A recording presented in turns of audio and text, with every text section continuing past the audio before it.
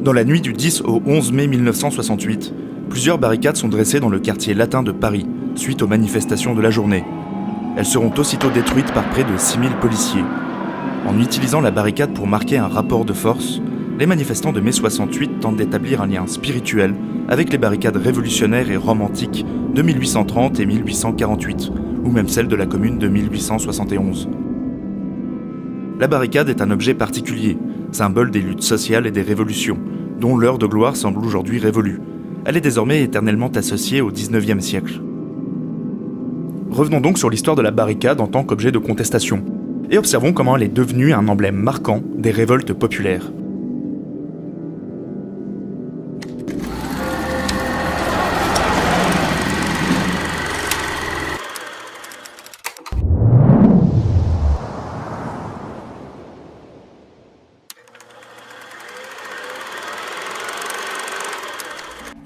Des barricades se sont sans doute érigées avant la Renaissance, dans le cadre de sièges ou de révoltes.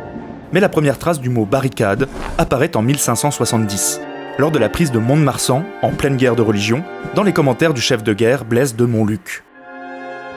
Le terme est attesté en 1588, lors de la journée des barricades se déroulant à Paris. Les Parisiens, ultra-catholiques, se révoltent contre les mesures du roi Henri III, visant à autoriser des concessions aux protestants et interdire l'accès à la ville au duc de Guise, qui était le chef des ultra-catholiques. Les premières barricades se dressent spontanément place Maubert. Très vite, la ville est recouverte de ces barrières de fortune. Les barriques de sable ou de terre sont les éléments centraux de la structure, ce qui donne d'ailleurs le nom à la barricade. Mais elle est surtout composée d'objets disparates, de charrettes, de pavés, de meubles ou de poutres.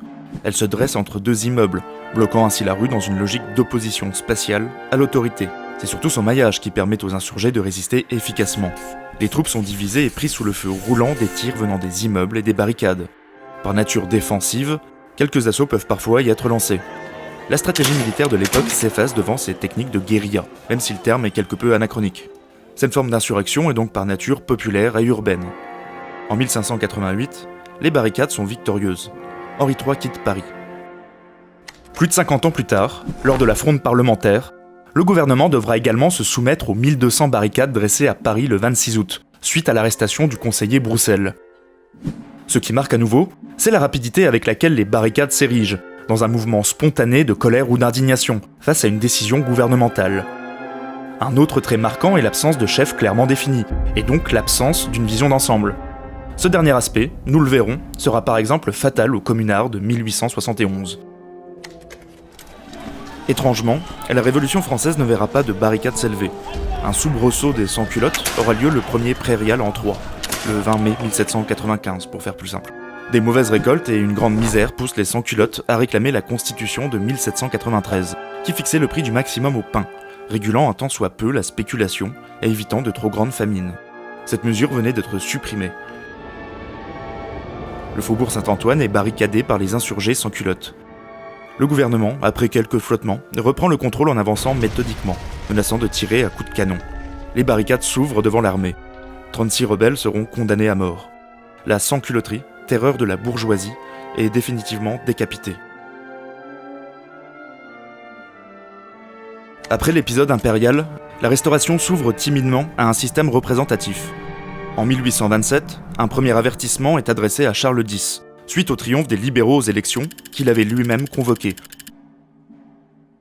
Dans le quartier Saint-Denis, des jeunes gens jettent des pierres et dressent des barricades pour fêter les élections.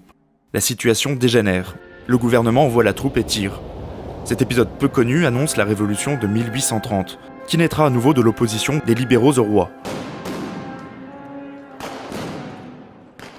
Après avoir perdu les élections, Charles X use de son pouvoir de légiférer par ordonnance. Il dissout l'Assemblée, suspend la liberté de la presse, réduit le corps électoral. C'en est trop. Dès le 27 juillet, ouvriers, étudiants, jeunes, employés ou intellectuels se réunissent. La mort d'un homme provoque la colère de la foule. Le peuple s'arme, les barricades se dressent. Près de 4000 dans tout Paris selon Chateaubriand. Les troupes sont bloquées dans le maillage serré des rues. Mais parfois, lorsque le temps se suspend, des mouvements de fraternisation peuvent apparaître. C'est l'une des caractéristiques de cet objet de contestation. Elle permet un possible dialogue entre soldats et insurgés. La victoire populaire de 1830 va vite être récupérée par la bourgeoisie d'affaires, instaurant la monarchie de Juillet. Malgré tout, la charge symbolique insufflée par cet événement va marquer l'imaginaire collectif. La barricade fédère le peuple autour d'une lutte pour la liberté, l'égalité. Héroïsés, bourgeois et ouvriers se retrouvent autour de symboles communs, sur une barricade, dans un mouvement de basculement révolutionnaire. Le sens du sacrifice y est omniprésent, dans une volonté d'exaltation patriotique. Le thème d'une réconciliation possible entre les classes se retrouve plus marqué encore dans la représentation de la Révolution de février 1848. Le pont entre ces deux révolutions éternellement associées aux barricades témoigne de l'évolution politique de la France. À l'association combattante des classes de 1830 succède l'Union sociale et républicaine de 1848. Cette révolution de février 1848, dernière de ce type victorieuse, va vite être déçue par un reversement rapide de la situation politique, en juin de la même année. La fermeture des ateliers nationaux pousse le prolétariat à l'insurrection. Désolidarisés de la bourgeoisie, des étudiants et des intellectuels, les journées de juin sont fatales pour les insurgés. Cantonnés à un rôle défensif à l'est, près des manufactures, là où la révolution de 1848 avait réussi à s'étendre à l'ouest, la révolte aboutira à un massacre. Certains évoquent 10 000 morts. La carte des barricades nous éclaire aussi sur le profil des révolutionnaires. La construction d'une barrière de ce type est le travail d'habitants du quartier, qui se connaissent et se fréquentent. La barricade est étroitement liée à une vie de proximité, de rue, et donc de communauté de vie, unie dans un combat mortel. Cet aspect est à prendre en compte dans la disparition de cette forme de protestation au XXe siècle. Mais en 1848, il n'y a pas que la France qui s'embrase. C'est le mouvement du printemps des peuples en Europe, dont les causes sont diverses et variées. Volonté d'unité en Italie ou dans les États allemands, ou de sécession en Bohême. Il y a plusieurs traits communs à ces révolutions. La poussée des sentiments nationaux, l'hostilité à l'absolutisme et une forme d'insurrection armée, articulée autour de la barricade. Bien que réprimées, ces révolutions vont avoir un impact psychologique énorme sur l'Europe. Si l'on ajoute à tout cela la révolte des Canuts à Lyon de 1831 à 1834, première grande insurrection sociale de l'ère industrielle, et si l'on rajoute encore à cela les révoltes manquées à Paris en 1832, 1839 et 1851, eh bien le bilan de la barricade est tout de même assez mitigé. Cette question intéressera un révolutionnaire marquant du XIXe siècle, Auguste Blanqui, qui théorisera la bonne utilisation de la barricade dans ses instructions pour une prise d'armes en 1866. Blanqui ne participera pas à la Commune de Paris, arrêtée rapidement par Adolphe Thiers, mais ses disciples en feront partie. La Commune de Paris, pour petit rappel, voit l'insurrection du peuple parisien face au gouvernement de Thiers, réfugié à Versailles, mais aussi face à l'envahisseur prussien, avec qui un armistice venait d'être signé. Isolée et organisée de manière assez confuse, divisée en plusieurs tendances, la commune ne va pas faire le poids face au rouleau compresseur versaillais. Une commission des barricades est tout de même créée en avril 1871. Des barricades forteresses sont construites et une ligne faisant le tour de la ville également. Les Versaillais, bien plus nombreux, écrasent les barricades érigées à la hâte. La physionomie de la ville, bouleversée par les travaux haussmanniens et le percement de grands boulevards, réduit les possibilités de combat des insurgés. Sans réel chef et stratégie militaire, la commune est écrasée. Les barricades de la Semaine sanglante, immortalisées par les premières photographies, deviennent alors un vestige d'une révolte politique brutalement réprimée. Il faudra attendre un siècle pour voir une forme de contestation politique similaire, avec mai 68, mais la barricade n'y trouvera qu'une place symbolique. Le XXe siècle va tout de même voir une multiplication de cette technique de guérilla urbaine, mais plus diffuse, adaptée à des contextes plus particuliers. Des barricades révolutionnaires comme à Petrograd en 1917. Des barricades de travailleurs lors de la révolte spartakiste de 1919 à Berlin. Dans des mouvements de résistance à Barcelone et Madrid dans les années 30.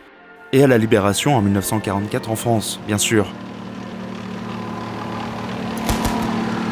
Et même des barricades érigées par des partisans de l'Algérie française en 1960. Aujourd'hui, les barricades peuvent réapparaître ponctuellement, mais se manifestent le plus souvent par d'autres moyens, à travers des opérations de blocage de flux routiers par exemple. L'objet reste aujourd'hui symbolique, associé aux révolutions du XIXe siècle, figé dans les tableaux romantiques de Delacroix ou de Courbet, ou sublimé par les vers de Victor Hugo. Les formes de contestation ont évolué. La manifestation, la grève, le boycott, la désobéissance civile ou les nouveaux moyens numériques de pression sont les nouvelles barricades de la protestation. Voilà, alors j'espère que cette vidéo vous a plu. Si c'est le cas, n'hésitez pas à mettre un petit pouce vers le haut, à commenter et à partager. J'en profite pour dire un grand merci aux tipeurs, encore une fois, et n'hésitez pas à me soutenir pour mon travail sur Tipeee. Je vous remercie encore d'avoir visionné et je vous dis à bientôt pour un nouvel épisode.